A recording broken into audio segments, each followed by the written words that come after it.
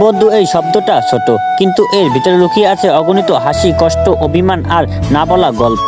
জীবনের পথে চলতে গিয়ে অনেক মানুষ আসে, কিন্তু সবাই বন্ধু হয় না। আবার কিছু মানুষ আসে যারা ধীরে ধীরে আমাদের জীবনে অবিচ্ছেদ্য অংশ হয়ে যায়, তারাই সত্যিকারের বন্ধু। বন্ধুরা আমাদের হাসায়, মন খারাপের দিনে জোর করে হাসি এনে দেয়, একসাথে বসে আড্ডা, অকারণে হাসি, ছোট ছোট স্মৃতি, এই সব কিছু মিলিয়ে বন্ধুত্ব। কিন্তু বন্ধু মানে শুধু আনন্দ না, এখানেও থাকে ভুল বোঝাবুঝি, থাকে অভিমান, থাকে কিছু না বলা কষ্ট। কখনো এমন হয় একজন চুপ করে যায়, আরেকজন বুঝতেই পারে না কেন। কখনো মনে হয় আমি সব সময় পাশে ছিলাম, কিন্তু যখন আমার দরকার ছিল তখন সবাইকে পাইনি।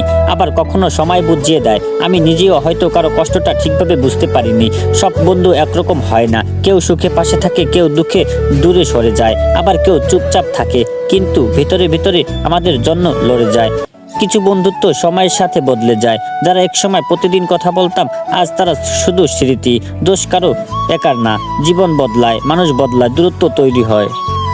তবু কিছু বন্ধু থাকে যাদের সাথে কথা না হলেও সম্পর্ক কাটে না, দীর্ঘদিন পর দেখা হলেও মনটা ঠিক আগের মতোই হয়ে যায়। এই বন্ধুরাই জীবনের আসল সম্পদ। বন্ধুত্ব আমাদের শিখিয়েছে ক্ষমা করতে, ধৈর্য ধরতে আর মানুষকে বোঝাতে।